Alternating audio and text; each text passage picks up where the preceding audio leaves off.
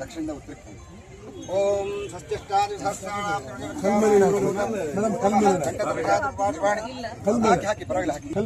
दंडधर निषाधर पार्श्वपाणि समीरण वैष्णव शेखराणाम आयुष्मद कमलासनस्य गौरी मनोवल्लभस्य श्री लक्ष्मी नारायणस्य प्रज्ञागुरो श्रीगुरोः सुगुणनाथाण्डस्य तपोनिष्ठागरिष्ठवरिष्ठस्य इंजीनियर तपोनिष्ठागरिष्ठवरिष्ठस्य सुप्णे विद्यमनस्तंभ विक्रमस्य पारापारवीर्यस्य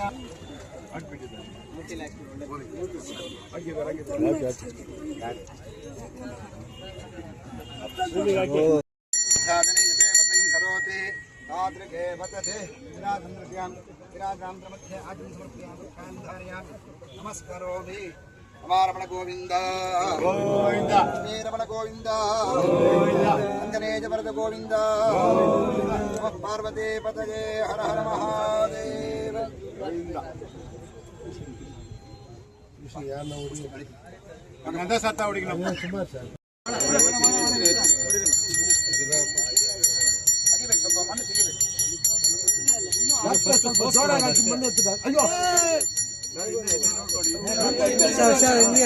ಮಣ್ಣು ಬರ್ಬೇಕು ಆಚೆ ಸ್ವಾಮಿ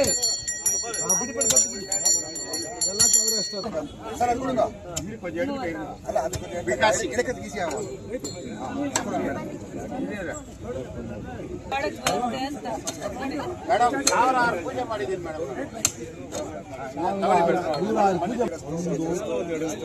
आरोग्यवस्तु आयुष्यवस्तु आरोग्यवस्तु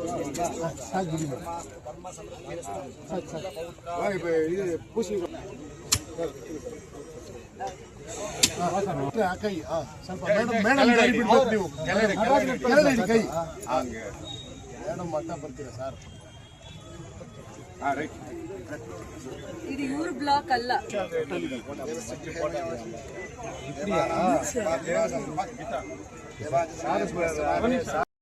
ಬಹಳ ವರ್ಷದಿಂದ ನಾವು ತಾಯಿ ಮತ್ತು ಮಕ್ಕಳ ಆಸ್ಪತ್ರೆನ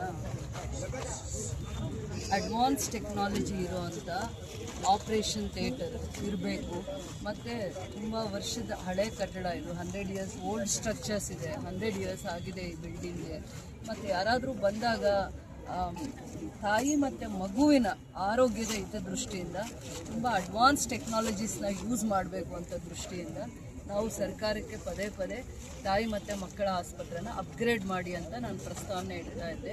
ಬಹಳ ವರ್ಷಗಳ ಕಾಲ ಆ ಪ್ರಪೋಸಲ್ನ ಕನ್ಸಿಡರ್ ಮಾಡಲ್ಲ. ಅದಾದಮೇಲೆ ನಾನು CM IDP ನನಗೇನು ಸ್ಪೆಷಲ್ ಗ್ರಾಂಟ್ಸ್ ಕೊಡ್ತಾರೆ ಅದರಲ್ಲಿ ನಾವು 5 ಕೋಟಿ ಅನುದಾನ ಇಡೋಣ ಅಂತ ಆಲೋಚನೆ ಮಾಡಿ ದೂರದೃಷ್ಟಿಯಿಂದ ಈಗ ಅದು 2 OT ಬ್ಲಾಕ್ ಇರುತ್ತೆ ಇದರಲ್ಲಿ ಮತ್ತು ಅಬ್ಸರ್ವೇಷನ್ಸ್ ವಾರ್ಡ್ಸ್ ಇರುತ್ತೆ ಇದರಲ್ಲಿ 10 ಅಬ್ಸರ್ವೇಷನ್ಸ್ ವಾರ್ಡ್ಸ್ ಇರುತ್ತೆ. ಅದಾದಮೇಲೆ ಜಸ್ಟ್ ಬಾರ್ನ್ ಬೇಬೀಸ್ಗೆ ಏನೇನು ICU ಥರ ಇಂಟೆನ್ಸಿವ್ ಕೇರ್ ಬೇಬೀಸ್ಗೆ ಏನು ಅಬ್ಸರ್ವೇಷನ್ಸ್ ವಾರ್ಡ್ ಇರುತ್ತೆ ಅದು 19 ಇರುತ್ತೆ. ಅದನ್ನು ಅಡ್ವಾನ್ಸ್ ಟೆಕ್ನಾಲಜೀಸ್ನ ನೆಕ್ಸ್ಟ್ 20 ಇಯರ್ಸ್ 25 ಇಯರ್ಸ್ಗೆ ಅದು ಯೂಸ್ ಆಗೋ ಥರ ಏನೇನು ಇವರು ರಿಕ್ವೈರ್ಮೆಂಟ್ಸ್ ಇದೆ ಈ ಹಾಸ್ಪಿಟ್ಲಿಗೆ ಅಂತ ಸುಧಾರಾಣಿ ಡಾಕ್ಟರ್ ಹೇಳ್ತಾ ಇದ್ರು. ಬೇಬಿ ಒಂದು ಕಡೆ ತಾಯಿ ಒಂದು ಕಡೆ ಆ ಇನ್ಫ್ರಾಸ್ಟ್ರಕ್ಚರ್ ನಮ್ಮಲ್ಲಿಲ್ಲ, ಆ ಕೇರಿಂಗ್ ಸೆಂಟರ್ ಇಲ್ಲ ಅಂತ ಏನೇನು ನನಗೆ ರಿಕ್ವೈರ್ಮೆಂಟ್ಸ್ನ ಕೇಳ್ತಾ ಇದ್ರು ಕಳೆದ 5 ಇಯರ್ಸಿಂದ. ಅದಕ್ಕೆ ಮೊದಲನೇ ಇನಿಷಿಯೇಟಿವ್ ಇದು. ಈ ಟೋಟಲ್ ಪ್ರಾಜೆಕ್ಟ್ ಕಾಸ್ಟ್ 5 crores ಅದು ಈಗ 3 crores-ಅಲ್ಲಿ ಅವರು 3 crores-ಅಲ್ಲಿ ಗ್ರೌಂಡ್ ಫ್ಲೋರು ಮತ್ತು ಫಸ್ಟ್ ಫ್ಲೋರ್ನ 2 ಆಪ್ರೇಷನ್ OT 2 ಇದೆ. ಅಲ್ಲಿ ಅಬ್ಸರ್ವೇಷನ್ಸ್ ವಾರ್ಡ್ಸ್ ಇರುತ್ತೆ, ಲಿಫ್ಟ್ ಇರುತ್ತೆ. ಅದಾದಮೇಲೆ ಆ್ಯಂಬುಲೆನ್ಸ್ ಬಂದು ಹೋಗೋದಕ್ಕೆ ಈ ಕಡೆನೇ ಎಂಟ್ರಿ ಇರುತ್ತೆ. ಅದಾದಮೇಲೆ ಜಸ್ಟ್ ಬಾರ್ನ್ ಬೇಬೀಸ್ಗೆ 19 ವಾರ್ಡ್ಸ್ ಇರುತ್ತೆ. 19 ವಾರ್ಡ್ಸ್ ಮೇಲೆ ಫಸ್ಟ್ ಫ್ಲೋರಲ್ಲಿ. ಸೊ ಇವೆಲ್ಲನೂ ಕೂಡ 5 months ಒಳಗಡೆ ಮಾಡಿ ಅಂತ ನಾನು ಇವರಿಗೆ ಒತ್ತಾಯ ಮಾಡಿದ್ದೀನಿ. ನಾನು 120 ಡೇಸಲ್ಲಿ ಬಿಲ್ಡಿಂಗ್ ಹ್ಯಾಂಡ್ ಓವರ್ ಮಾಡಬೇಕು ಅಂತ ಹೇಳ್ತಾರೆ. ಇಡೀ KGF-ಅಲ್ಲಿ ಜಾಸ್ತಿ ಕಾರ್ಮಿಕರು ವಾಸ ಮಾಡುವಂಥ ಜಾಗ. ಯಾವತ್ತಾದರೂ ಅವ್ರಿಗೆ ಲೇಬರ್ ಪೇನ್ಸ್ ಬಂದಾಗ ಬೇರೆ ಹಾಸ್ಪಿಟ್ಲಿಗೆ ತಾಯಿ ಮತ್ತು ಮಕ್ಕಳ ಸುರಕ್ಷತೆಯಿಂದ ಪ್ರೈವೇಟ್ ಹಾಸ್ಪಿಟ್ಲಿಗೆ ಹೋಗಿ ಸಾಲ ಸೋಲ ಮಾಡಿ ಮಕ್ಕಳನ್ನ ಹೆರಿಗೆ ಮಾಡಿಸುವಂಥ ಪರಿಸ್ಥಿತಿ ಇತ್ತು. ಎಲ್ಲ ಪ್ರೈವೇಟ್ ನರ್ಸಿಂಗ್ ರೂಮ್ಸ್ನ ಡಿಪೆಂಡ್. ಇಲ್ಲಿ ಫಾಲೋ ಅಪ್ಗೆ ಬರ್ತಾರೆ ಡಾಕ್ಟರ್ಸ್ ಹತ್ರ. ನಾರ್ಮಲ್ ಡೆಲಿವರಿ ಆದರೆ ಇಲ್ಲೇ ಬರ್ತಾರೆ, ಸಿಸರಿನ್ ಆದರೆ ಭಯ ಪಡ್ತಾರೆ. ಅದರಿಂದ ಇಲ್ಲಿಗೆ ಆ ಅಡ್ವಾನ್ಸ್ ಟೆಕ್ನಾಲಜಿ ಬೇಕು ಅಂತಂದ್ಬಿಟ್ಟು ನನ್ನ ಕನಸಾಗಿತ್ತು. ಇದು ಅಪ್ಗ್ರೇಡ್ ಮಾಡ್ತಾರೆ, ಸರ್ಕಾರದ ಅನುದಾನದಲ್ಲೇ ಮಾಡಿಸ್ಬೇಕು ಅನ್ನೋವಂಥದ್ದು ಜಾಸ್ತಿ ಇಚ್ಛೆ ಇತ್ತು. ನಿಧಾನ ಆಗ್ತಾ ಬಂದಿದ್ದಕ್ಕೆ ಇದು ನನ್ನ ಕನಸನಾಗಿತ್ತು. ಒಂದು ತಾಯಿಯಾಗಿ ಎಲ್ಲಿ ನಾನು ಯಾವುದಕ್ಕೆ ಆದ್ಯತೆ ಕೊಡಬೇಕು ಅಂತಂದಾಗ ನನಗೆ ಇದು ಬಹಳ ಮುಖ್ಯ ಆಗಿದೆ. ಇಷ್ಟೊಂದು ಪ್ರಾಜೆಕ್ಟ್ಸಲ್ಲಿ ಇದು ನನ್ನ ಮೊದಲನೇ ಆದ್ಯತೆ ಆಗಿದೆ. KGF ಅಲ್ಲಿರೋ ಒಂದು ತಾಯಿಗೆ ಮಗುಗೆ ಸುರಕ್ಷತೆಯ ದೃಷ್ಟಿಯಿಂದ ಏನೆಲ್ಲ ನಾವು ಮೊದಲನೇ ಹೆಜ್ಜೆ ಇಡಬೇಕು ಹೆಲ್ತ್ ವೈಸ್ ಅವರ ಆರೋಗ್ಯದ ದೃಷ್ಟಿಯಿಂದ ಅಂತಂದಾಗ ಇದು ಮೇಯ್ನ್ ಇಂಪಾರ್ಟೆಂಟ್. ಇದರ ಅವಶ್ಯಕತೆ ಇತ್ತು. ಭಾಳ ಜಾಗ ಇದೆ, ನಾವು ಈ ಜಾಗ ಯುಟಿಲೈಸ್ ಮಾಡ್ಕೋಬೇಕು. ಓಲ್ಡ್ ಸ್ಟ್ರಕ್ಚರ್ಸ್ ಏನೇನಿದೆ ಅದನ್ನು ರಿನೋವೇಷನ್ ಮಾಡಿ ಹೆರಿಟೇಜ್ ಬಿಲ್ಡಿಂಗ್ಸ್ನ ಮತ್ತೆ ಅದೆಷ್ಟು ಉಪಯೋಗಕ್ಕೆ ಬರುತ್ತೆ ಅದನ್ನು ಉಪಯೋಗ ಮಾಡ್ಕೊಂಡು ಮತ್ತೆ ಇಲ್ಲಿ ಸ್ಟ್ರಕ್ಚರ್ಸ್ ಬರುತ್ತೆ. ಇದು 1000 ಸ್ಕ್ವೇರ್ ಮೀಟರ್ಸ್ ಈ ಜಾಗ ಕನ್ಸ್ಟ್ರಕ್ಷನ್ ಆಗೋದು 1000 square metres. Already 3500 square metres ಇದೆ.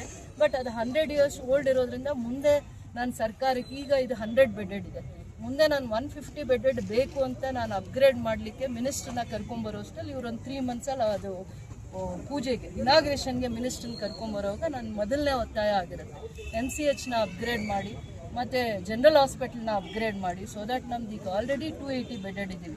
ಇನ್ನು ಅಪ್ಗ್ರೇಡ್ ಅಂದರೆ ಡಿಸ್ಟ್ರಿಕ್ಟ್ ಫೆಸಿಲಿಟೀಸ್ ನಮಗೆ ಬರುತ್ತೆ. ಅಪ್ಗ್ರೇಡ್ ಅಂದರೆ ಟೆಕ್ನಾಲಜೀಸ್ ಅಲ್ಲ, ಡಿಸ್ಟ್ರಿಕ್ಗೆ ಏನು ಸ್ಟಾಫ್ ಇರ್ತಾರೆ, ನರ್ಸಿಂಗ್ ಸ್ಟಾಫ್ ಇರ್ತಾರೆ, ಡಾಕ್ಟರ್ಸ್ ಇರ್ತಾರೆ, ಫೆಸಿಲಿಟೀಸ್ ಇರುತ್ತೆ, ಅವೆಲ್ಲನೂ ಅಪ್ಗ್ರೇಡ್ ಆಗುತ್ತೆ. ಬಿಲ್ಡಿಂಗ್ ಒಂದೇ ಅಪ್ಗ್ರೇಡ್ ಆಗಲ್ಲ.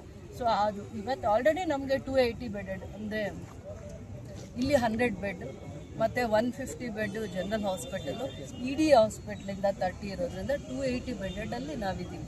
ಇನ್ನೊಂದು ಇದನ್ನು ಅಪ್ಗ್ರೇಡ್ ಮಾಡಿದ್ರೆ ನಮಗೆ ಡಿಸ್ಟಿಕ್ ಲೆವೆಲ್ದು ಎಲ್ಲ ಸ್ಟೇಟಸ್ ಸಿಗುತ್ತೆ, ಫೆಸಿಲಿಟೀಸ್ ಸಿಗುತ್ತೆ, ಅಪ್ಗ್ರೇಡ್ ಆಗುತ್ತೆ, ಇನ್ಕ್ಲೂಡಿಂಗ್ ಡಾಕ್ಟರ್ಸ್. ಆ ಒಂದು ಕನ್ಸರ್ನಿಂದ ನಾವು ಇದನ್ನು ಇನಿಷಿಯೇಟಿವ್ ತೊಗೊಂಡಿದ್ದೀವಿ. 5 ತಿಂಗಳಲ್ಲಿ ಇವರು ಎಷ್ಟು ಬೇಗ ಕೆಲಸ ಮುಗಿಸ್ತಾರೆ. ಈಗ ನಾನು ಡಿಸೆಂಬರ್ ಒಳಗಡೆ ಈ ಕೆಲಸ ಮಾಡಿ ಕೊಡಿ ಅಂತ ಹೇಳಿದ್ದೀವಿ. ಮಿನಿಸ್ಟ್ರನ್ನ ಇನಾಗ್ರೇಟ್ ಮಾಡೋಕ್ಕೆ ಕರ್ಕೊಂಡು ಬಂದಾಗ ಅದು ಮೊದಲನೇ ಆದ್ಯತೆ ಆಗಿರುತ್ತೆ. KGF ಹಾಸ್ಪಿಟಲ್ನ ಇಲ್ಲಿನ ಜನಕ್ಕೋಸ್ಕರ ಎಷ್ಟು ಫ್ರೆಂಡ್ಲಿ ಆಗಿರೋ ಸರ್ವಿಸಸ್ ಕೊಡೋಕೆ ಇಷ್ಟಪಡ್ತಾರೆ. ತುಂಬ ಜನ ಬರ್ತಾ ಇದ್ದಾರೆ, ವಿಕ್ಟೋರಿಯಲ್ ಕೆಲಸ ಮಾಡಿರೋರು, ಜಯದೇವ ಹಾಸ್ಪಿಟ್ಲಲ್ಲಿ ಕೆಲಸ ಮಾಡಿರೋರು ಎಲ್ಲ ಯಾಕೆ ಬರ್ತಾರೆ ಅಂದರೆ ಅವರಿಗೆ ಒಂದು ಎಕ್ಸ್ಪೋಜರ್ ಸಿಗುತ್ತೆ ಅಂತ. ಅವರಿಗೆ ಆ ಫ್ರೆಂಡ್ಲಿ ಅಟ್ಮಾಸ್ಫಿಯರ್ ಇರಬೇಕು, ನಮ್ಮ ಜನಕ್ಕೆ ಇಲ್ಲೇ ಬೆಸ್ಟ್ ಸರ್ವಿಸಸ್ ಸಿಗಬೇಕು ಅನ್ನೋವಂಥ ಕನ್ಸರ್ನಿಂದ ಮಾಡ್ತಾ ಇದ್ವಿ. ಇದರದ್ದೆಲ್ಲ ದೂರದೃಷ್ಟಿ ಹಾಸ್ಪಿಟ್ಲಿಗೆ ಒಂದು ಒಳ್ಳೆ ಇನ್ಫ್ರಾಸ್ಟ್ರಕ್ಚರ್ ಇಲ್ಲಿನ ಜನಕ್ಕೆ ಕೊಡಬೇಕು. ಅದು ಅವ್ರ ರೈಟ್ಸ್, ಬೇರೆ ಎಲ್ಲೋ ಅವ್ರ ಸರ್ವಿಸಸ್ಗೆ ಹುಡ್ಕೊಂಡು ಹೋಗಬಾರ್ದು. ಇಲ್ಲೇ ಅವ್ರಿಗೆ ಎಲ್ಲ ರೀತಿಯ ಸರ್ವಿಸಸ್ ಸಿಗಬೇಕು ಅವ್ರ ಮಕ್ಕಳಿಗೆ ಅನ್ನೋವಂಥ ದೂರದೃಷ್ಟಿ. ಯಾರಾದರೂ ಆಗಿರಲಿ, ಕಾರ್ಮಿಕರೇ ಅಂತಲ್ಲ, ಬಡವ್ರು ಬರಲಿ, ರೈತರು ಬರಲಿ, ತಾಲೂಕು ಹಾಸ್ಪಿಟ್ಲು ಡಿಸ್ಟ್ರಿಕ್ಟ್ ಲೆವೆಲ್ ಹಾಸ್ಪಿಟ್ಲಿಗಿಂತ ಒಳ್ಳೆ ಇನ್ಫ್ರಾಸ್ಟ್ರಕ್ಚರ್ನ ಕೊಡೋಣ ಅಂತ ಒಂದು ಕನ್ಸರ್ನಿಂದ ನಾನೇ ನಮಗೆ ಡೆವಲಪ್ಮೆಂಟಿಗೆ ಕೊಟ್ಟಿರೋ ಅಂಥ ಅನುದಾನನ CM IDP CM ಸ್ಪೆಷಲ್ ಗ್ರ್ಯಾಂಟ್ನ ನಾನು ಹಾಸ್ಪಿಟಲ್ಗೆ ಇದಕ್ಕೆ ಆದ್ಯತೆ ಕೊಟ್ಟಿದ್ದೀವಿ ನಾವು. The stone, old stone heritage building will be demolished or retained? ಅದು retained. We will retain that hospital. So this new construction in the vacant place. ನಾವು ಇಲ್ಲಿ ನಿಂತಿದ್ದೀವಿ, ಆ ಜಾಗದಲ್ಲಿ ಬರುತ್ತೆ. Entry door ಎಲ್ಲಿದೆ? ಹಳೆ entry door. ಹಳೆ ಎಂಟ್ರಿ ಇದಕ್ಕೆ ಇದಕ್ಕೆ ಬೇರೆ ಎಂಟ್ರಿ ಇರುತ್ತೆ. ಇದಕ್ಕೆ towards which side ಅಮ್ಮ? Towards north or towards east ಅಮ್ಮ? ಇದಕ್ಕೆ ಎರಡು ಎಂಟ್ರೆನ್ಸ್ ಇದೆ. ನಾರ್ತ್ ಬರುತ್ತೆ. ಹಳೆ ಬ್ಲಾಕ್ ಗೆ ಕನೆಕ್ಟ್ ಮಾಡೋದು, ಆಚೆಯಿಂದ ನಾವು ಆಕ್ಚುಲಿ ಅಸಿಸ್ಟ್ ಕೊಡಲ್ಲ, ಹಳೆ ಬ್ಲಾಕ್ ಇಂದನೇ ಕೊಡ್ತೀವಿ. ಯಾಕಂದ್ರೆ ಅಲ್ಲಿ ಓಟಿ ಅಲ್ಲಿ ಆಂಬ್ಯುಲೆನ್ಸ್ ಬರ್ಲಿಕ್ಕೆ ಆ ರೋಡೇ ಕರೆಕ್ಟ್, ಅಲ್ಲಿಂದ ಕನೆಕ್ಟಿವಿಟಿಗೆ ತಗೋತಾ ಇದೀವಿ. ಬಟ್ ಇದೊಂದು ಎಂಟ್ರಿ ನಾನು ಹೇಳಿದೀನಿ, ಎಂಟ್ರಿ ಅಥವಾ ಎಕ್ಸಿಟ್ಗೆ ಒಂದು ಡೋರ್ ಇರ್ಲಿ ಅಂತ ಹೇಳಿದೀನಿ. ಈಸ್ಟ್ ಸೈಡ್ ಬರುತ್ತೆ ಅಂದಿದ್ರು, ಅದಕ್ಕೆ ಇರ್ಲಿ ಅಂತ ಹೇಳಿದೀನಿ. ನಾಟ್ ದ ಸೌತ್, ಸೌತ್ ಅಲ್ಲ. ಇವರೇ ಎರಡು ಲಿಫ್ಟ್ ಸಿಂಗಲ್ ಲಿಫ್ಟ್ ಮಾಡಿ single lift. what will be the capacity? 20 bed 20 passenger ಅಂದ್ರೆ ಬೆಡ್ ಲಿಫ್ಟ್ ಆಗುತ್ತೆ. ಸ್ಟ್ರೆಚರ್ ಎಲ್ಲ ಎತ್ಕೊಂಡು ಹೋಗ್ಬೋದು. ಲಿಫ್ಟ್ ಹೇಳ್ತಾ ಇದಾರೆ, lift capacity 20 passengers 20 passengers lift including ಇದು ಬೆಡ್ ರ್ಯಾಂಪ್ ಇರುತ್ತೆ ಅಂತ ಹೇಳ್ತಾರೆ. ಇದನ್ನ ಮತ್ತೆ ಇನ್ನೂ ಒಂದು ಇದೇ ಸಿಸ್ಟಮ್ನೇ ಅಡ್ವಾನ್ಸ್ ಸಿಸ್ಟಮ್ OT ಎಲ್ಲ ನಾವು ಇನ್ನೊಂದು ನಮಗೆ ಏನು ಕ್ಯಾಶುಯಾಲಿಟಿ ಬ್ಲಾಕ್ ಇದೆ ಅದರ ಮೇಲೆ ವಿತ್ ರ್ಯಾಂಪ್ ನಾವು ಇದೇ ಬೆಸ್ಟ್ ಇನ್ಫ್ರಾಸ್ಟ್ರಕ್ಚರ್ ಅದರ್ ಸರ್ಜರೀಸ್ಗೆ, ಆರ್ಥೋ ಇರ್ಬೋದು, ಬೇರೆ ಎನಿ ಸರ್ಜರೀಸ್ಗೆ ಅದಕ್ಕೊಂದು 2 crores ರಿಸರ್ವ್ ಮಾಡಿದ್ವಿ. ಇದು 3 crores, ಅದು 2 crores. ಅದಕ್ಕೆ ಇನ್ನೊಂಚೂರು ಅವ್ರಿಗೆ ರ್ಯಾಂಪು ಮತ್ತು ಅದೇನೋ ಒಂದು ಸ್ಟ್ರಕ್ಚರು ಲಿಫ್ಟು ಏನು ಕೇಳ್ತಾ ಇದ್ದಾರೆ ಅದು ಪ್ರಾವಿಷನ್ ಮಾಡ್ಕೊಂಡು ಅದಕ್ಕೆ ದುಡ್ಡು ಆಲ್ರೆಡಿ ರಿಲೀಸ್ ಆಗಿದೆ. ಅದು ಸಪ್ರೇಟ್ OT ಎನಿ ಸರ್ಜರೀಸ್ ಅದಾದೇನು ಇದು ಗೈನಕಾಲಜಿ ಸಂಬಂಧಪಟ್ಟಿರೋದು. ಇದು MCH ತಾಯಿ ಮತ್ತು ಮಕ್ಕಳಿಗೆ ಆ ಕಡೆ ಬರೋ ಅಂಥದ್ದು OT 2 OT, ಅದು 2 crores ಅಲ್ಲಿ ಜನರಲ್ ಸರ್ಜರಿಗೆ.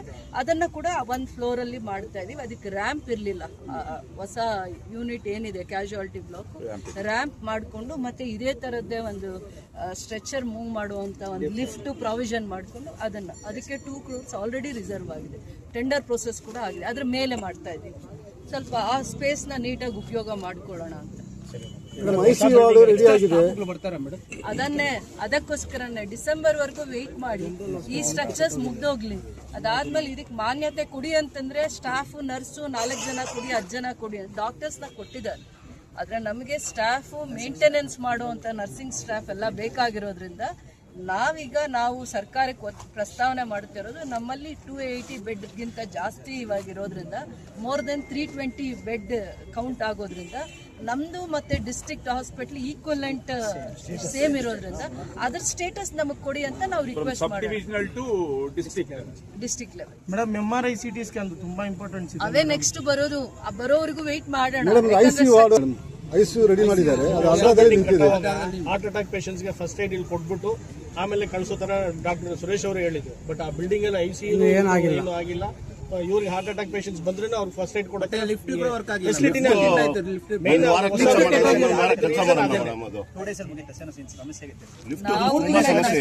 ಅದು 7.5 crores ಅಲ್ಲಿ ಅದು ಕೆಲಸ ಮಾಡುವಾಗ ಆ ಒಂದು ಕನ್ಸರ್ನ್ ಇಂದಾನೆ ಎಲ್ಲಾನು ಮಾಡಿದ್ದು. ನಾವು ಮೊದಲು ಇಲ್ಲಿ ಏನು ಹಾರ್ಟ್ ಪೇಷಂಟ್ಸ್ ಬರ್ತಾರೆ ಅವರಿಗೆ ಟ್ರೀಟ್ಮೆಂಟ್ ಕೊಡಬೇಕು ಅನ್ನೋಂಥ ದೂರದೃಷ್ಟಿಯಿಂದಾನೆ ಇವರಿಗೆ ಏನೆಲ್ಲ ಸಪೋರ್ಟಿಂಗ್ ಮೆಡಿಕಲ್ ಸಪೋರ್ಟಿಂಗ್ ಸ್ಟಾಫ್ ಏನು ಬೇಕಾಗಿದ್ದಾರೆ, ಡಾಕ್ಟರ್ಸ್ ಏನು ಬೇಕಾಗಿದ್ದಾರೆ, ಆ ಟ್ರೀಟ್ಮೆಂಟ್ನ ಫಾಲೋ ಅಪ್ ಮಾಡಿ ಮತ್ತೆ ಇನ್ನು ಬೇರೆ ಡಾಕ್ಟರ್ಗೆ ಹಾಸ್ಪಿಟ್ಲಿಗೆ ರೆಫರ್ ಮಾಡಬೇಕಂದ್ರೆ there is a procedure. But ಈಗೂ ಕೂಡ ಇದು ಎನಿ ಎಮರ್ಜೆನ್ಸಿ ಪೇಷಂಟ್ನ ಹಾರ್ಟ್ ಅಟ್ಯಾಕ್ ಪೇಷಂಟ್ನ ಟ್ರೀಟ್ ಮಾಡುವಂಥ ಒಂದು ಫೆಸಿಲಿಟೀಸ್ನ ಕೊಟ್ಟಿದ್ದಾರೆ. ಅದನ್ನು ಉಪಯೋಗ ಮಾಡ್ಕೊಳ್ಳೋದ್ರಲ್ಲಿ ಇವರು ಅವೇರ್ನೆಸ್ ಕೊಟ್ಟಿಲ್ಲ, ತಪ್ಪು ಮಾಡಿದ್ದಾರೆ. ಅವೇರ್ನೆಸ್ ಅವರು ಡೈರೆಕ್ಟ್ ವಿಡಿಯೋ ಕಾಲ್ ಅಲ್ಲಿ ಟ್ರೀಟ್ಮೆಂಟ್ ಕೊಡಕ್ಕೆ ವ್ಯವಸ್ಥೆ ಅವೇರ್ನೆಸ್ ಕೊಡಬೇಕು. ಬಟ್ ಇಲ್ಲಿ ICU ನೀವು ಇನ್ನೂ ರೆಡಿ ಮಾಡಿಲ್ವಲ್ಲ? ಸ್ಟಾಫ್ ಸ್ವಲ್ಪ ಇಶ್ಯೂಸ್ ಇದೆ, ಮೇಡಮ್ ಹೋರಾಡ್ತಾ ಇದ್ದಾರೆ. ಸ್ಟಾಫ್ ಇಶ್ಯೂ ಬಂದ ತಕ್ಷಣ ರೆಡಿ ಇದೆ, ICU ರೆಡಿ ಇದೆ.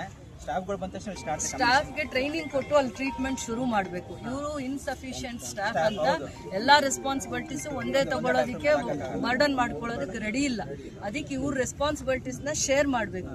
ಆ ಎಮರ್ಜೆನ್ಸಿ ಪೇಷಂಟ್ಸ್ನ ಟ್ರೀಟ್ ಮಾಡೋದಕ್ಕೆ ಸ್ಟಾಫ್ ಮತ್ತೆ ಇವ್ರನ್ನ ಟ್ರೈನ್ ಮಾಡಿ ಅದಕ್ಕೆ ರಿಸರ್ವ್ ಮಾಡಬೇಕು. ಅದು ಇವ್ರ ಡಿಮ್ಯಾಂಡ್. KGF ಅಲ್ಲಿ ಮೇಡಮ್ ಜನರಲ್ ಹಾಸ್ಪಿಟಲ್ ಒಂದು ಬಿಟ್ರೆ ಬೇರೆ ಯಾವ ಪ್ರೈವೇಟ್ ಹಾಸ್ಪಿಟಲ್ಸ್ ಇಲ್ಲ ಮೇಡಮ್. ನೈಟ್ ಏನಾದ್ರು ತೊಂದರೆ ಆದ್ರೆ ಸ್ಟ್ರೈಟ್ ಇಲ್ಲೇ ಬರೋದು. ಯಾವ ಪ್ರೈವೇಟ್ ಹಾಸ್ಪಿಟಲ್ ಇರೋದಿಲ್ಲ ಮೇಡಮ್. ಆಂಬುಲೆನ್ಸ್ ಕೊಡ್ತಾ ಇದೆ ಮೇಡಮ್. 108 ಇಲ್ಲಿಗೆ ಸಪರೇಟ್ ಪ್ರಾವಿಷನ್ ಮಾಡೋಣ. ಈಗಿರುವಂಥದ್ದು ಲೈಫ್ ಸಪೋರ್ಟ್ ಮತ್ತೆ ವಿತೌಟ್ ಲೈಫ್ ಸಪೋರ್ಟ್ 2 ಅಡ್ವಾನ್ಸ್ಡ್ ಆಂಬ್ಯುಲೆನ್ಸಸ್ ಇದೆ. ಅದು ಪೇಷಂಟ್ನ ಇಲ್ಲಿಂದ ಕ್ರಿಟಿಕಲ್ ಕೇರ್ ಇದ್ದಾಗ ಇದು ಮಾಡೋದಕ್ಕೆ ಅದು 108 ಅಲ್ಲ. ಎನಿ ಎಮರ್ಜೆನ್ಸಿಗೆ 108 ಬರುತ್ತೆ. Any emergency accident including any ಫೀಲ್ಡಲ್ಲಿ ಏನೇ ಆದರೂ 108 ಇಲ್ಲೋ 1-2 ಇರಬೇಕಾಯ್ತು. ಬಟ್ ಇದು ಆಂಬ್ಯುಲೆನ್ಸ್ ಸರ್ವಿಸಸ್ ಏನಾದರೂ ಇಲ್ಲಿ ಪೇಷಂಟ್ ಇದ್ದಾಗ ಏನೇ ಎಮರ್ಜೆನ್ಸಿ ಬಂದರೂ ಇಲ್ಲಿಂದ ಬೇರೆ ಕಡೆಗೆ ಶಿಫ್ಟ್ ಮಾಡೋದಕ್ಕೆ ಅದು ಲೈಫ್ ಸಪೋರ್ಟ್ ಇರುವಂಥ ಆಂಬ್ಯುಲೆನ್ಸಸ್ ಸರ್ವಿಸಸ್ ಇರೋದು. ಅದನ್ನು ಮಲ್ಟಿಪರ್ಪಸ್ಗೆ ಯೂಸ್ ಮಾಡಲ್ಲ, ಆಕ್ಸಿಡೆಂಟಿಗೆ ಯೂಸ್ ಮಾಡಲ್ಲ. ಬೇರೆ ಯಾರಾದರೂ ಬಂದರೂ ಹಾಸ್ಪಿಟಲ್ ಪೇಷಂಟ್ಸ್ಗೆ ಅಂತ ಅದನ್ನ ಇಟ್ಟಿರೋದು. ನೀವು ಮಾಹಿತಿ ಕೊಡಲ್ಲ. ಇವ್ರದ್ದು ಏನ್ ಮೇನ್ ಪ್ರಾಬ್ಲಮ್ ಅಂದ್ರೆ ಸ್ಟಾರ್ಟಿಂಗ್ ಅಲ್ಲಿ ತುಂಬಾ ಫಾಸ್ಟ್ ಆಗಿತ್ತು ಮೇಡಮ್. ಏನು ಮಾಹಿತಿ ಕೊಡಲ್ಲ. ಏನ್ ಮಾಹಿತಿನೂ ಯಾರು ತಗೊಳಕ್ಕೆ ಆಗಲ್ಲ. ನಾನಾದ್ರೂ ಸ್ವಲ್ಪ ಕಷ್ಟ ಬಿದ್ದಿವ್ರೆ. ಇವ್ರಿಗಿರೋ 10 ವರ್ಷದ ಎಕ್ಸ್ಪೀರಿಯನ್ಸ್ಗೆ ಇನ್ನೂ ಇವ್ರು ಫ್ರೆಂಡ್ಲಿ ಆಗಬೇಕಾಗಿತ್ತು. ಏನೇನು ಸರ್ವಿಸಸ್ ಇದೆ ಅದನ್ನ ನಗ್ತಾ ಮಾಡಬೇಕು. ಪಬ್ಲಿಕ್ಗೆ ಅವ್ರ ರಿಕ್ವೈರ್ಮೆಂಟ್ ಇದೆ. ಯಾರಿಗೆ ಕಷ್ಟ ಇರುತ್ತೆ ಅವರೇ ಇವ್ರನ್ನ ಕೇಳೋದು, ನನ್ನ ಕೇಳೋದು. ಕಷ್ಟ ಇಲ್ಲದೆ ಇರೋರು ಇವ್ರ ಹತ್ರನೂ ಬರಲ್ಲ, ನನ್ನ ಹತ್ರನೂ ಬರಲ್ಲ. ಇಲ್ಲ ಅದ್ರೆಲ್ಲ ಅವಶ್ಯಕತೆ ಇದೆ. ನಿಮ್ಮ ಮಾತಿಗಿಂತ ನಿಮ್ಮ ಸರ್ವಿಸಸ್ ಅವಶ್ಯಕತೆ ಇದೆ. ನಾನು ಬಂದಾಗಿಂದ ಆ ಜನರಲ್ ಹಾಸ್ಪಿಟಲ್ಗೆ 10 crores ಅನುದಾನ ತಂದಿರೋದು. 7 ಕೋಟಿ ಸ್ಟ್ರಕ್ಚರ್ಸ್ ಬಂದಿದೆ, ಲಿಫ್ಟ್ ಬಂದಿದೆ, ಇನ್ಫ್ರಾಸ್ಟ್ರಕ್ಚರ್ ಕೊಟ್ಟಿದ್ದೀವಿ. ಮತ್ತು ಇಲ್ಲೂ ಕೂಡ ಹತ್ತತ್ರ ಇದು ಒಂದು ಈಗ ಹೊಸದಾಗಿ ತಂದಿರೋದು 5 crores. MCHಗೆ 3 crores ರಿಸರ್ವ್ ಮಾಡಿದ್ರೆ ಇನ್ನು 2 crores ಅಲ್ಲಿ OT. ಅದು ಕೂಡ OT ಇದೇ ಥರ ಅಡ್ವಾನ್ಸ್ ಟೆಕ್ನಾಲಜಿ. ಯಾಕೆ ಇವೆಲ್ಲ ಮಾಡ್ತಾ ಇದ್ದೀವಿ? ಲೈಫ್ನ ಸೇವ್ ಮಾಡಲಿ. ಯಾರೇ ಕ್ರಿಟಿಕಲ್ ಇದ್ರು ಬಂದು ಡಾಕ್ಟ್ರು ಮಾನವೀಯತೆಯಿಂದ ಸೇವೆ ಮಾಡಲಿ ಅಂತ ಮನಸ್ಸಿಂದ ಕೆಲಸ ಮಾಡಿ. ಮಾತೇ ಆಡಬೇಡಿ, ಕೆಲಸ ಮಾಡಿ. ನಿಮ್ಮ ಕೆಲಸ ಅವ್ರಿಗೆ ಇಷ್ಟ ಆದರೆ ಅವರೇ ನಿಮ್ಮನ್ನು ಆರಾಧಿಸ್ತಾರೆ. ಅದನ್ನೇ ಕಲಿಬೇಕು. ಎಲ್ಲರಿಗೂ ಧನ್ಯವಾದಗಳು. ಇಲ್ಲಿ ನಾವು ಸೊ ಇವಾಗೇನು ಇವತ್ತು 5 ಮೇಡಮ್ ನಮ್ಮ MLA ಮೇಡಮ್ ಅವರು ಬಂದು ಇಲ್ಲಿ ಮೆಟರ್ನಿಟಿ ಹಾಸ್ಪಿಟಲ್ನಲ್ಲಿ 5 ಕೋಟಿ ಅನುದಾನದಲ್ಲಿ ನಮಗೆ ಹೊಸ ಬಿಲ್ಡಿಂಗ್ ಕಟ್ತಾ ಇದ್ದಾರೆ. ಇದೇನಂತ ಹೇಳಿದ್ರೆ ಅಡ್ವಾನ್ಸ್ OT ಇರುತ್ತೆ. ಯಾಕಂದರೆ ಡೆಲಿವರಿ ಮುಖ್ಯ. Maternal mortality and infant mortality ಅಂತ ಎರಡೇ ಹೇಳ್ತೀವಿ. ಮೆಟರ್ನಲ್ ಮಾರ್ಟಾಲಿಟಿ ಅಂದರೆ ಕನ್ನಡದಲ್ಲಿ ತಾಯಿ ಮರಣ, ಇನ್ನೊಂದು ಇನ್ಫೆಂಟ್ ಮಾರ್ಟಾಲಿಟಿ ಅಂದರೆ ಶಿಶು ಮರಣ. ಇದಕ್ಕೆಲ್ಲ ನಾನಾಗುತ್ತೆ ಡೆಲಿವರಿ ಸಫಿಸ್ಟಿಕೇಟೆಡ್ OT ಅಂತ ಹೇಳಿದ್ರೆ ತಾಯಿ ಮರಣ ಆಗಲಿ ಸಾಕಷ್ಟು ಕಡಿಮೆ ಇದೆ ನಮ್ಮ ಕರ್ನಾಟಕದಲ್ಲಿ. ಎಸ್ಪೆಷಲಿ ನಮ್ಮ ಕೋಲಾರ್ನಲ್ಲಿ ನಮ್ಮಂತೂ ತುಂಬ ಕಡಿಮೆ ಇದೆ. ಇನ್ನೂ ಹೆಚ್ಚಿಗೆ 0 ಮಾಡೋಣ ಅಂತೇಳಿ ಇದೊಂದು OTನ ಸ್ಟಾರ್ಟ್ ಮಾಡಿದ್ದೀವಿ. ಇದರಲ್ಲಿ ಏನಂತೇಳಿ ಅಡ್ವಾನ್ಸ್ಡ್ ಫೆಸಿಲಿಟೀಸ್ ಇರುತ್ತೆ. ಸೊ ಅದರಿಂಗಾಗಿ ತಾಯಿಗೆ ಏನಾಗುತ್ತೆ, ಏನೇ ಸಮಸ್ಯೆ ಆದ್ರೂ, ಏನೇ ಫೆಸಿಲಿಟೀಸ್, ಏನೇ ಪ್ರಾಬ್ಲಮ್ ಆದ್ರೂ ಇಲ್ಲೇ ಹ್ಯಾಂಡಲ್ ಮಾಡೋದಕ್ಕೋಸ್ಕರ, ಯಾಕಂದರೆ ಇಲ್ಲಿಂದ ನಾವು SNR ಕಳಿಸ್ಬೇಕಂದ್ರೆ 45 ಮಿನಿಟ್ಸ್ ಆಗುತ್ತೆ ಟ್ರಾನ್ಸಿಟ್ ಟೈಮು. ಆ ಟ್ರಾನ್ಸಿಟ್ ಟೈಮ್ನಲ್ಲಿ ಏನು ಬೇಕಾದ್ರೂ ಆಗ್ಬೋದು. So lose the valuable golden time. So ಆ ಗೋಲ್ಡನ್ ಟೈಮ್ ಇಲ್ಲೇ ಯುಟಿಲೈಸ್ ಮಾಡಿಕೊಂಡು ಮೇಡಮ್ ಹೇಳಿದ್ದಾರೆ ಸ್ಟಾಫ್ನ ಎಕ್ಸ್ಟ್ರಾ ಸ್ಟಾಫ್ ಕೊಡಿಸ್ತೀವಿ ಅಂತ. ಸೊ ಹಂಗಾಗಿ ಇನ್ನೂ ಎಕ್ಸ್ಟ್ರಾ ಸ್ಟಾಫ್ ತೊಗೊಂಡು ಏನು ಹೊಸ ಒಟ್ಟಿನಲ್ಲಿ ಏನು ಫೆಸಿಲಿಟೀಸ್ ಇದೆ ಯೂಸ್ ಮಾಡಿಕೊಂಡು ಈ ತಾಯಿ ಮರಣ ಏನಿರುತ್ತೆ ಅದನ್ನು ನಾವು ಕಡಿಮೆ ಮಾಡೋದಕ್ಕೋಸ್ಕರ ನಾವು ಮೇಡಮ್ನವ್ರು ಅನುಕೂಲ ಮಾಡಿಕೊಟ್ಟಿದ್ದಾರೆ. ನಮ್ಮ ಆಸ್ಪತ್ರೆಯ ಪರವಾಗಿ, ನನ್ನ ಪರವಾಗಿ ಎಲ್ಲರ ಪರವಾಗಿ ಮೇಡಮ್ ಥ್ಯಾಂಕ್ಸ್ ಹೇಳ್ತೀನಿ. ಅದೇ ರೀತಿ ನಮಗೆ ಇನ್ಫ್ಯಾಂಟ್ ಏನು ನಮಗೆ ಮಗು ಆದ ತಕ್ಷಣ ಹೊಸ new Born care, just Born ಅಂದರೆ ನ್ಯೂ ಬಾರ್ನ್ ಬೇಬೀಸ್ಗೆ ಅದಕ್ಕೂ ಅಷ್ಟೇ, ಅದು ತುಂಬ ಸೂಕ್ಷ್ಮ ಇರ್ತದೆ ಫಸ್ಟಾಗಿ ಹೊರಗಡೆ ಬಂದಾಗ. ಸೊ ಅವ್ರಿಗೂ ನಾವು ಸರಿಯಾಗಿ ಕೇರ್ ಕೊಟ್ಟಿಲ್ಲ ಅಂದರೆ ಅದನ್ನು ಮರಣ ಸಾಧ್ಯತೆ ಜಾಸ್ತಿ ಇರ್ತದೆ. ಸೊ ಅದನ್ನು ಫೆಸಿಲಿಟೀಸು ಇಲ್ಲಿ ನಾವು ಹಾಸ್ಪಿಟಲ್ 2 ಫೆಸಿಲಿಟೀಸ್ ಇಲ್ಲಿ ಮಾಡಿದ್ದೀವಿ. ಒಂದು ಫೆಸಿಲಿಟೀಸು ನಾವಂದರೆ ಒಂದು ಸ್ಪೆಷಲ್ ಅಂದರೆ ನಮ್ಮಲ್ಲೇ ಹುಟ್ಟಿದಂಥ ಮಕ್ಕಳಿಗೆ ನಾವು ಇಲ್ಲೇ ಬೇರೆ ಸಪ್ರೇಟ್ ಮಾಡ್ತೀವಿ. ಅಕಸ್ಮಾತ್ ಹೊರಗಡೆಯಿಂದ ಪ್ರೈವೇಟ್ ಹಾಸ್ಪಿಟಲ್ ಆಗುತ್ತೆ, PSCಗಳಾದಾಗ ಅಲ್ಲಿಂದನೂ ರೆಫರ್ ಆದಾಗ ಅದಕ್ಕೂ ಸಪ್ರೇಟ್ ಇಟ್ಟಿರ್ತೀವಿ. ಸೊ ಹಂಗಾಗಿ ಅದರಿಂದ ನಮಗೆ ಸಾಕಷ್ಟು ತುಂಬ ಹೆಲ್ಪ್ ಆಗಿದೆ. ಸೊ ಮುಂದಿನ ದಿನಗಳಲ್ಲಿ ಇದನ್ನು ಫೆಸಿಲಿಟಿ ಯೂಸ್ ಮಾಡ್ಕೊಂಡು ನಾವು ಡಾಕ್ಟರ್ಸು ಮತ್ತು ನಮ್ಮ ಸ್ಟಾಫು, ನಮ್ಮ ಡಾಕ್ಟರ್ಸ್ ಎಲ್ಲ ಸೇರಿಕೊಂಡು ಬೇತ್ಮಂಗ್ಲ, ಕ್ಯಾಸಂಬಳ್ಳಿ, ಇಲ್ಲೆಲ್ಲ ಕ್ಯಾಸಂಬಳ್ಳಿ ಒಂದು PHC ಇದೆ, ಬೇತ್ಮಂಗ್ಲ ಕಮ್ಯುನಿಟಿ ಹೆಲ್ತ್ ಸೆಂಟರ್ ಇದೆ, ಅಲ್ಲೆಲ್ಲ ಡೆಲಿವರೀಸ್ ಆದಾಗ. ಸೊ ಇದು ರೆಫರಲ್ ಸೆಂಟರ್ ಇದು. ಸೊ ಹಂಗಾಗಿ this is taluk hospital referral centre ಆಗುತ್ತೆ. ಸೊ ಅಲ್ಲಿಂದ ಏನಾಗುತ್ತೆ, ಬೇತ್ಮಂಗ್ಲನಲ್ಲಿ ಆಗಲಿ PHCನಲ್ಲಿ ಕೆಲವು ಏನು ಸುತ್ತಮುತ್ತ 7-8 PHCs ಇದ್ದಾವೆ. ಸೊ ಅಲ್ಲಿ ಏನಾಗುತ್ತೆ ಅಂತ ಹೇಳಿದ್ರೆ ಅಲ್ಲೇ 108 ಆ್ಯಂಬುಲೆನ್ಸ್ ಕರ್ಕೊಂಬಂದಿದ್ದು ಮಕ್ಕಳಾಗಲಿ ತಾಯಿಯಾಗಲಿ ಮುಂದೆ ಅಡ್ವಾನ್ಸ್ಡ್ ಕೇರ್ ಇಲ್ಲೇ ಕೊಟ್ಟು ಇಲ್ಲೇ ನಾವು ತಾಯಿನ ಮತ್ತು ಮಕ್ಕಳನ್ನ ಬದುಕಿಸೋಂಥ ಫೆಸಿಲಿಟೀಸ್ ಮೇಡಮ್ ಮಾಡ್ಕೊಂಡಿದ್ದಾರೆ. ಸೊ ಮುಂದಿನ ದಿನಗಳಲ್ಲಿ ನಾವೆಲ್ಲ ಸೇರಿಕೊಂಡು ಡಿಸ್ಟ್ರಿಕ್ಟ್ ಸರ್ಜನ್ ಆಗಲಿ, ನಮ್ಮ ಸ್ಟಾಫ್ ಆಗಲಿ, ನಮ್ಮ ಡಾಕ್ಟರ್ಸ್ ಆಗಲಿ ಎಲ್ಲ ಸೇರಿಕೊಂಡು ಜನಗಳಿಗೆ ಹೆಚ್ಚೆಚ್ಚಿಗೆ ಸೇವೆ ಕೊಡ್ತೀವಿ. ಆ ಜನರಲ್ ಹಾಸ್ಪಿಟಲ್ನಲ್ಲಿ ನೀವು ಏನು ಮೇಡಮ್ ಏನು ಎಕ್ಸ್ಪೆಕ್ಟ್ ಮಾಡ್ತಾ ಇದ್ದಾರೆ, ಡಾಕ್ಟರ್ಸ್ನೆಲ್ಲ ಕೋರ್ಡಿನೇಟ್ ಮಾಡ್ತಾ ಇದ್ದಾರೆ. ಡಾಕ್ಟರ್ಸ್ ಎಲ್ಲ ಬಂದಿದ್ದಾರೆ, PGs ಎಲ್ಲ. ಸ್ವಲ್ಪ ICUಗೆ ಸ್ವಲ್ಪ ಸ್ಟಾಫ್ ಕೋರ್ಡಿನೇಷನ್, ಯಾಕಂದರೆ ICU ಅಂದರೆ 25 it's not easy. ICU should run 24/7. ಅದಕ್ಕೆ 3 ಥರ ಸ್ಟಾಫ್ ಹಾಕಬೇಕಾಗುತ್ತೆ. ಸುಮ್ಮನೆ ಮಾಡಿಬಿಟ್ಟು ಕಾಟಾಚಾರಕ್ಕೆ ಮಾಡೋದಿಲ್ಲ ಅದು. ಅದಕ್ಕೆ ಅದು ಸಪ್ರೇಟ್ ಸ್ಪೆಷಲಿಸ್ಟ್ ಇರ್ತಾರೆ. ಇವತ್ತಲ್ಲ ಇನ್ನೊಂದಿನ ಇವ್ರನ್ನ ಕರೆದು ಕೇಳಿ 24/7 ಡಾಕ್ಟರು, ನರ್ಸಿಂಗ್ ಸ್ಟಾಫ್ ಕೆಲಸ ಮಾಡಿದ್ರೆ ಎವ್ರಿ 8 ಅವರ್ ಶಿಫ್ಟ್ ಕೆಲಸ ಮಾಡಿ ಇನ್ನೊಂದ್ಸತಿ ಮಾತಾಡಿ. ಅದಕ್ಕೆ ನಾವು ಒಂದು ಹೋಮ್ವರ್ಕ್ ಮಾಡ್ತಾ ಇದೀವಿ ಸರ್ಕಾರದಿಂದ. ಒಂದ್ಸತಿ ಸ್ಟಾರ್ಟ್ ಆದ್ಮೇಲೆ ಅದು ನಿಲ್ಸಕ್ಕಾಗಲ್ಲ ಅಲ್ವಾ? ರಜಾ ಕೂಡ ಮೇಡಮ್ ಹಾಸ್ಪಿಟಲ್ ಬೇಕಾದ ಫೆಸಿಲಿಟೀಸ್ ಎಲ್ಲ ಕೊಡ್ತಾ ಇದಾರಲ್ಲ, ಮತ್ತೆ ಮತ್ತೆ ನಿಮ್ಮಲ್ಲಿ ಯಾಕೆ ಆರೋಪ ಮಾಡ್ತಾರೆ? ಆರೋಪ ಅಂದ್ರೆ ಆರೋಪ ಅಂತ ಹೇಳಿದ್ರೆ ಎಲ್ಲಾ ಕೇಸ್ನು ಹ್ಯಾಂಡಲ್ ಮಾಡೋಕ್ಕಾಗಲ್ಲ. ಕೆಲವು ಟೈಮ್ನ 100 ಕೇಸ್ ಒಂದು 5-6 ಕೇಸ್ ರೆಫರ್ ಮಾಡಲೇಬೇಕಾಗುತ್ತೆ. ಇಟ್ಸ್ ತಾಲೂಕು ಡಿಸ್ಟ್ರಿಕ್ಟ್ ಲೆವೆಲ್ ಇನ್ನೂ ಫೆಸಿಲಿಟೀಸ್ ಜಾಸ್ತಿ ಇರುತ್ತೆ, ಮೆಡಿಕಲ್ ಕಾಲೇಜ್ ಇದಕ್ಕಿಂತ ಫೆಸಿಲಿಟೀಸ್ ಜಾಸ್ತಿ ಇರುತ್ತೆ. ಸೊ 100 ಜನಕ್ಕೆ ರೆಫರ್ ಮಾಡಲೇಬೇಕಾಗುತ್ತೆ. 10 ಜನ 100ಕ್ಕೂ ನಾವು ಟ್ರೀಟ್ಮೆಂಟ್ ಕೊಡೋದು. 110 ಮಾಡಿದ್ರೆ ಸರಿ ಸರ್, 120-30 ಮಾಡಿದ್ರೆ ಆ ಥರ ಸಾಮಾನ್ಯ ಒಂದು 10-15% ಯಾವುದೇ ತಾಲೂಕಿನ ರೆಫರಲ್ ಇದ್ದೇ ಇರುತ್ತೆ, ಅದು ಅಕ್ಸೆಪ್ಟ್ ಮಾಡ್ಕೋಬೇಕು. ನಾವು ಇನ್ನು ಇಂಟ್ರೆಸ್ಟ್ ಆಫ್ ಪೇಷಂಟ್ ಮಾಡ್ತೀವಿ ಹೊರತು ನಾವು ಟ್ರೀಟ್ಮೆಂಟ್ ಕೊಡೋಕ್ಕಾಗಲ್ಲ ಅಂತಲ್ಲ. ಪೇಷಂಟ್ ಸೇವ್ ಆಗಲಿ ಅಂತ ಇಂಟ್ರೆಸ್ಟ್ ಮಾಡ್ತೀವಿ. ಹೌದು, ನೈಟ್ ಡಾಕ್ಟರ್ಸ್ ಇದ್ದೇ ಇರ್ತಾರೆ. ನೈಟಲ್ಲಿ CMOs, ಕ್ಯಾಶುಯಾಲಿಟಿ ಮೆಡಿಕಲ್ ಆಫೀಸರ್ಸ್ ಇಲ್ಲೊಬ್ರು ಇರ್ತಾರೆ, ಮೆಟರ್ನಿಟಿಲಿ ಇರ್ತಾರೆ, ಅಲ್ಲೊಬ್ರು ಇರ್ತಾರೆ. 24/7 ಇದ್ದೇ.